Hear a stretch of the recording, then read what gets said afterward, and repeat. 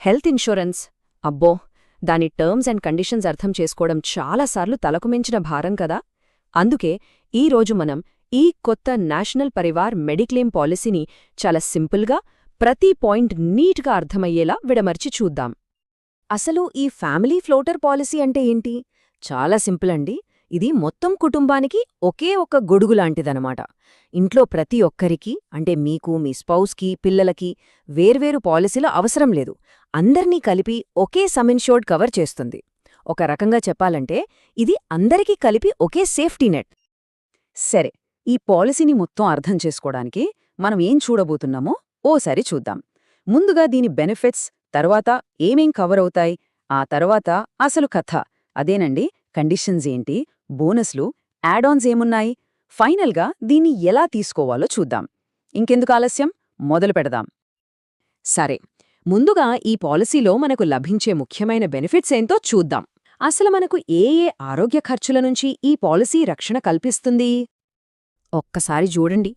హాస్పిటల్లో చేరినప్పుడు అయ్యే ఖర్చులే కాదు, ప్రీ అండ్ పోస్ట్ హాస్పిటలైజేషన్ ఖర్చులు, 140కి పైగా day care procedures, even maternity, కొత్తగా పుట్టిన బేబీ కవర్, వావ్! అంతేకాదు రోబోటిక్ సర్జరీ లాంటి మోడర్న్ ట్రీట్మెంట్స్ని కూడా కవర్ చేస్తుంది. ఇంట్రెస్టింగ్గా ఆయుర్వేదం, హోమియోపతి లాంటి ట్రీట్మెంట్స్ కూడా ఇంక్లూడ్ చేశారు. సరే, ఇప్పుడు వీటిలో ఒక్కొక్క దాని గురించి కొంచెం డీటెయిల్గా చూద్దాం. ఏ హెల్త్ ఇన్షూరెన్స్ పాలసీకైనా ఇన్ పేషెంట్ ట్రీట్మెంట్ అనేది గుండెలాంటిది.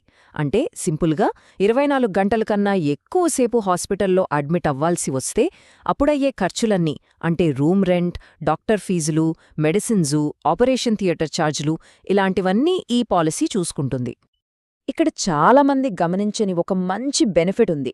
ఈ పాలసీ కేవలం హాస్పిటల్లో ఉన్నప్పటి బిల్లులే కాదు, హాస్పిటల్లో చేరడానికి 45 రోజుల ముందు అయిన ఖర్చులు, అలాగే డిశ్చార్జ్ అయ్యాక 75 రోజుల వరకు అయ్యే ఖర్చులను కూడా కవర్ చేస్తుంది. అంటే ఏంటి? ఆపరేషన్కి ముందు చేయించుకునే టెస్టులు, డిశ్చార్జ్ అయ్యాక డాక్టర్ దగ్గరికి వెళ్లే ఫాలో అప్ విజిట్స్, ఆ ఖర్చులు కూడా దీని కిందకే వస్తాయన్నమాట. ఇక మెటర్నిటీ కవర్ విషయానికొస్తే నార్మల్ డెలివరీ అయినా, సిజేరియన్ అయినా ఆ ఖర్చుల్ని ఈ పాలసీ కవర్ చేస్తుంది. అంతమాత్రమే కాదు, పుట్టిన బిడ్డకు మొదటి 3 నెలల పాటు అయ్యే మెడికల్ ఖర్చుల్ని కూడా ఇదే చూసుకుంటుంది. అయితే ఇక్కడొక చిన్న కండిషన్. ఈ బెనిఫిట్ వర్తించాలంటే పాలసీ తీసుకున్నప్పట్నుంచి 36 నెలలు, అంటే 3 ఏళ్ల వెయిటింగ్ పీరియడ్ ఉంటుందన్నమాట. ఈ రోజుల్లో వైద్యం ఎంత అడ్వాన్స్ అయిపోయిందో మనకు తెలుసు కదా. ఈ పాలసీ కూడా అప్ టు డేట్గా ఉంది. రోబోటిక్ సర్జరీస్, ఓరల్ కీమోథెరపీ లాంటి ఖరీదైన మోడర్న్ ట్రీట్మెంట్స్ని కూడా ఇది కవర్ చేస్తుంది. అయితే ఇక్కడొక విషయం మనం గుర్తుపెట్టుకోవాలి. ప్రతి ట్రీట్మెంట్కి మన టోటల్ సమ్ ఇన్షూర్డ్లో 25% వరకు మాత్రమే లిమిట్ ఉంటుంది. ఓకే, ఇప్పటిదాకా మనం బెనిఫిట్స్ గురించి మాట్లాడుకున్నాం. అంతా బావుంది. కానీ ఇప్పుడు మనం పాలసీలో అత్యంత ముఖ్యమైన భాగానికొచ్చాం. అవే రూల్స్ అండ్ రెగ్యులేషన్స్. మనం ఏ పాలసీ తీసుకున్నా సరే ఈ వివరాలు మాత్రం ఖచ్చితంగా తెలుసుకోవాలి.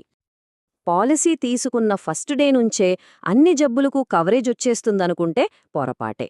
దానికి వెయిటింగ్ పీరియడ్ అని ఒకటుంటుంది. అంటే కొంతకాలం ఆగాలన్నమాట. యాక్సిడెంట్స్కైతే డే 1 నుంచి కవరేజ్ ఉంటుంది, కానీ మిగతా జబ్బులకు మొదటి 30 రోజులు ఆగాలి. క్యాటరాక్ట్, హెర్నియా లాంటి కొన్ని సర్జరీలకైతే 1-2 సంవత్సరాలు వెయిట్ చేయాలి. ఇక జాయింట్ రీప్లేస్మెంట్ లాంటి పెద్ద ట్రీట్మెంట్స్కి 4 ఏళ్లు. పాలసీ తీసుకునే ముందే ఉన్న జబ్బులకైతే ఏకంగా 48 నెలలు ఆగాల్సిందే. ఇప్పుడు రూమ్ రెంట్ సంగతి చూద్దాం. హాస్పిటల్లో రూమ్కి ఎంతైనా కట్టుకోవడానికి వీలుండదు. కొన్ని లిమిట్స్ ఉంటాయి. వీటినే మనం సబ్ లిమిట్స్ అంటాం. ఈ పాలసీలో నార్మల్ రూమ్కి మన టోటల్ సమ్ ఇన్షూర్డ్లో 1%, అదే ఐసీయూ అయితే 2% వరకు రోజుకి కవర్ అవుతుంది. ఒక ఉదాహరణ చూద్దాం. మీ పాలసీ 5 లక్షలు అనుకోండి.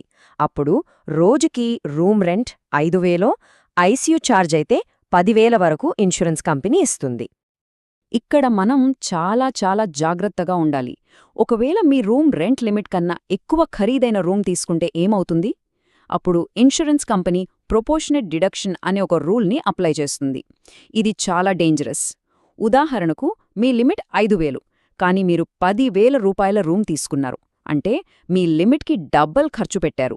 అప్పుడు కంపెనీ ఏం చేస్తుందంటే కేవలం రూమ్ రెంట్లోనే కాదు, డాక్టర్ ఫీజు, మందులు, టెస్టులు, ఇలా ప్రతి దానిలోనూ సగమే ఇస్తుంది. మిగతా సగం మన జేబులోంచే పెట్టుకోవాలి. ఇది చాలా పెద్ద దెబ్బ తగులుతుంది, సో జాగ్రత్త. ఇక క్యాటరాక్ట్ సర్జరీ. దీనికి కూడా ఒక స్పెసిఫిక్ లిమిట్ ఉంది. మీ సమ్ ఇన్షూర్డ్లో 10% లేదా గరిష్టంగా 40,000 రూపాయలు. ఈ రెండిట్లో ఏది తక్కువైతే అది ఒక్కో కంటికి ఇస్తారు. ఇది కూడా ఒక ముఖ్యమైన సబ్లిమిట్, గుర్తుంచుకోండి. సరే, ఇప్పటిదాకా రూల్స్, కండిషన్స్ అని కొంచెం సీరియస్గా మాట్లాడుకున్నాం కదా. ఇప్పుడు కొన్ని మంచి విషయాలు చూద్దాం. అంటే బోనస్లేమున్నాయి, మనకు కావాలంటే కవరేజ్ని ఇంకా ఎలా పెంచుకోవచ్చు అనేవి చూద్దాం. మీరు ఆరోగ్యంగా ఉండి ఏడాది మొత్తం ఏ క్లెయిమ్ చేయలేదనుకోండి, అప్పుడు కంపెనీ మీకొక రివార్డ్ ఇస్తుంది. అదే క్యుమ్యులేటివ్ బోనస్. అంటే ప్రతి క్లెయిమ్ లేని సంవత్సరానికి మీ సమ్ ఇన్షూర్డ్ ఒక 5% పెరుగుతుంది. దీనికోసం మీరు ₹1 కూడా ఎక్స్ట్రా ప్రీమియం కట్టక్కర్లేదు. ఇలా మీ బేసిక్ సమ్ ఇన్షూర్డ్ మీద 50% వరకు బోనస్గా పొందొచ్చు. ఎంత మంచి విషయం కదా. ఈ పాలసీని మన అవసరాలకు తగ్గట్టుగా కస్టమైజ్ చేసుకోవచ్చు కూడా. కొంచెం ఎక్స్ట్రా ప్రీమియం కడితే కొన్ని యాడ్ ఆన్ కవర్స్ తీసుకోవచ్చు. ఉదాహరణకు, మీకు ముందే షుగర్ లేదా బీపీ ఉందనుకోండి, దాని వెయిటింగ్ పీరియడ్ని తీసేయించుకోవచ్చు. హాస్పిటల్లో చేరకుండా అయ్యే ఓపీడీ ఖర్చులకు లేదా క్యాన్సర్ లాంటి పెద్ద జబ్బుల కోసం ప్రత్యేకంగా కవరేజ్ కూడా యాడ్ చేసుకోవచ్చు. సరే, మరి ఈ పాలసీ తీసుకోవాలంటే ఎవరు అర్హులు? దీనికి సంబంధించిన ఇతర వివరాలేంటో ఇప్పుడు చూద్దాం. ఈ పాలసీని తీసుకోవాలంటే ప్రపోజర్ వయసు 18 నుంచి 65 ఏళ్ల మధ్య ఉండాలి. ఫ్యామిలీ మెంబర్స్ అంటే స్పౌజ్, పిల్లలు, ఇంకా తల్లిదండ్రులని కూడా యాడ్ చేసుకోవచ్చు. ఇక సమ్ ఇన్షూర్డ్ విషయానికొస్తే ₹1,00,000 నుంచి 10 లక్షల రూపాయల వరకు ఆప్షన్స్ ఉన్నాయి. పాలసీని ఒకేసారి 1, 2 లేదా 3 ఏళ్లకు కూడా తీసుకోవచ్చు. ప్రీమియం కొంచెం తగ్గించుకోవాలి అనుకునేవాళ్లకి ఒక ఆప్షన్ ఉంది. అదే కోపేమెంట్. కోపేమెంట్ అంటే ఏంటంటే, క్లెయిమ్ వచ్చినప్పుడు టోటల్ బిల్లో కొంత పర్సెంటేజ్ మనం పెట్టుకోవడం. ఉదాహరణకు, మీరు 20% కోపేమెంట్ ఆప్షన్ తీసుకుంటే మీకు ప్రీమియం మీద 16% డిస్కౌంట్ వస్తుంది. కానీ రేపు క్లెయిమ్ వచ్చినప్పుడు టోటల్ అప్రూవ్డ్ అమౌంట్లో 20% మనం కట్టాలి. సో ఇదొక ట్రేడ్ ఆఫ్ అన్నమాట. ఇది మరో ముఖ్యమైన పాయింట్, జోనల్ కోపేమెంట్. అంటే ఇండియాలోని నగరాల్ని వాటిలో వైద్యం ఖర్చును బట్టి జోన్లుగా విడదీశారు.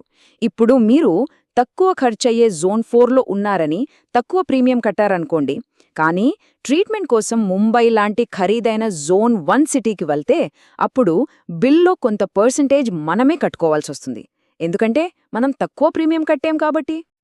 ఇక క్లెయిమ్ ప్రాసెస్. ఇది చాలా సింపుల్గా 3 స్టెప్స్లో ఉంటుంది. ఫస్ట్ స్టెప్, హాస్పిటల్లో చేరబోయే ముందు ఇన్సూరెన్స్ కంపెనీకి ఇన్ఫార్మ్ చేయాలి. సెకండ్ స్టెప్, క్యాష్లెస్ ట్రీట్మెంట్ అయితే హాస్పిటల్లో ఉన్న టీపీఏ డెస్క్ దగ్గర ప్రీ ఆథరైజేషన్ తీసుకోవాలి. థర్డ్ స్టెప్, ఒకవేళ మీరు ముందు డబ్బులు కట్టి తర్వాత క్లెయిమ్ చేసుకునే పని అయితే డిశ్చార్జ్ అయిన 15 రోజుల్లోపు అన్ని బిల్లులు, రిపోర్ట్లు సబ్మిట్ చేయాలి. అంతే. సరే, ఈ పాలసీకి సంబంధించిన అన్ని ముఖ్యమైన విషయాలు మనమిప్పుడు చూశాం. దీని బెనిఫిట్స్ ఏంటి, లిమిట్స్ ఏంటి, రూల్స్ ఏంటి అన్నీ చర్చించుకున్నాం. ఇప్పుడు మనల్ని మనం వేసుకోవాల్సిన ప్రశ్న ఒకటే. మన కుటుంబానికున్న ప్రత్యేక అవసరాలను దృష్టిలో పెట్టుకుంటే ఇలా అందరికీ కలిపి ఒకే ఒక్క ఫ్లోటర్ పాలసీ తీసుకోవడం సరైన నిర్ణయమేనా కాదా? ఈ విషయం గురించి బాగా ఆలోచించి